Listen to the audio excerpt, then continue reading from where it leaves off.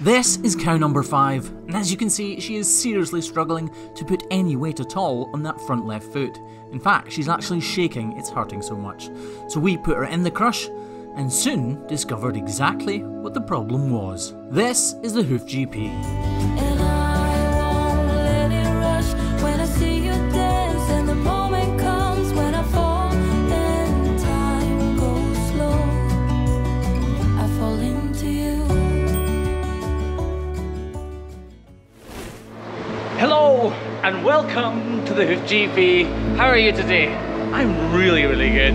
Much better than poor cow number 5 here. Just look at this foot shaking. She can barely even put any weight on it whatsoever. This is the Hoof GP. This is cow number 5. Crush the subscribe button below, because today it's absolutely free. She's desperately trying not to touch the ground with her foot at all, but mostly with the heel area. So she's putting all of her weight through her toes, which makes me think the problem's on the heel, naturally. Anyway, let's get her in the crush and see what's wrong with cow number 5.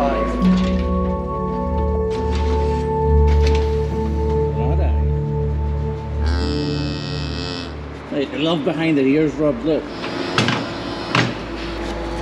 There's nothing immediately obvious, is there? So as you can hear, I'm not actually touching the cow. She's already mooing. Which isn't a good sign, is it? Clearly from the introduction, you guys already know what is wrong with this cow's hoof.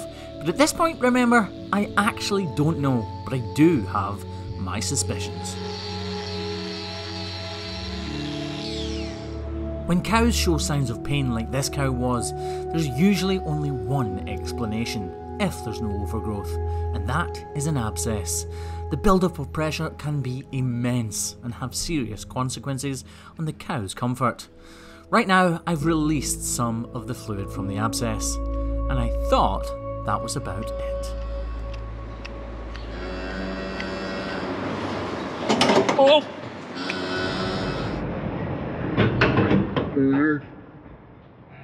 Just look at the force that ejected at. The pressure must have been unbelievable on this poor cow's foot. I think it's safe to say that caught me by surprise.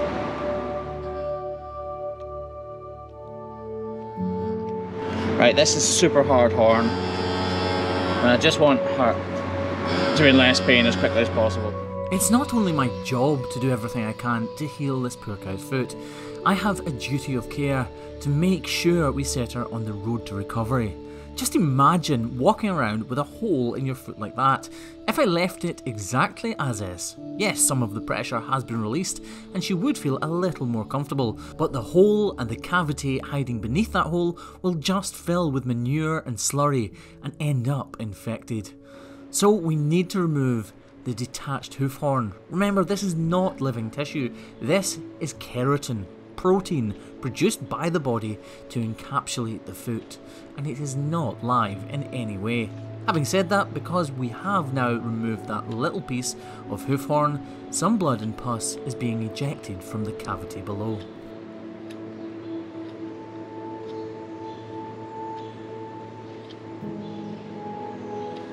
See Craig stroking her head, and it calms her right down.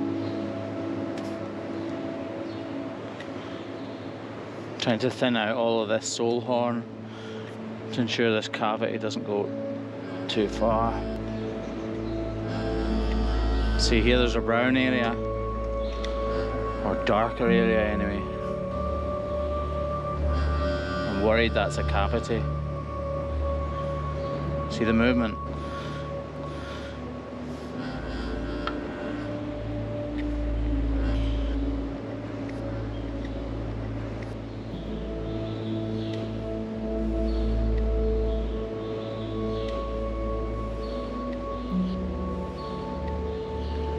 Hopefully you can appreciate just how careful I need to be.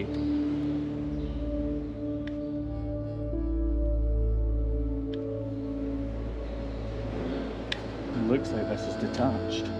Right now, this just looks like a puncture wound, but we're truly about to uncover where the problem actually lies, underneath all of that hoof horn.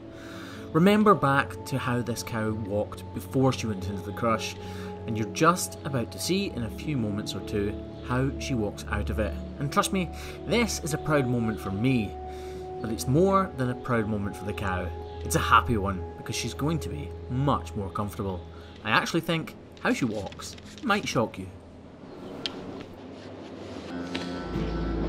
So this was full of pus. It's actually still disconnected here, but if I go any further, we're gonna have to cut tissue. As it is, she'll be far more comfortable like this. So as you can see, this cow's feet really are well looked after. They're not overgrown in any way, but she's had an accident. Just like me, right now, I've got a bit of a sore back. I hurt it. Same as a lot of guys watching this. Cows have accidents, the same as humans, and it's our jobs to look after them. And that's what we're doing. It may seem like, oh no, cow number 5 isn't being looked after well and that's why she's lame, but it's just not the case. Farmers like the farmers here absolutely love their cow. That's why they're nice and calm like this, because they're well looked after. They're not scared of humans in any way. Anyway, now that Craig's got her all wrapped up, we can drop her and see how she's walking.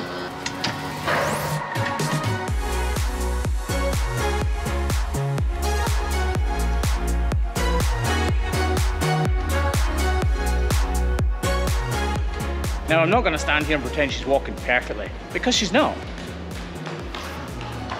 But if we cut right back to the start and look at her when she wouldn't even touch the ground, or sorry, would barely touch the ground with her foot, it was shaking.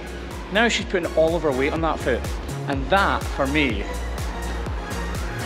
like, when I speak, it sounds like I'm just making it up to make it sound romantic and all happy and stuff, but this is the most satisfying thing in the world. It really is. That cow was in massive amounts of pain 5 minutes ago, and now she's putting all of her weight on it.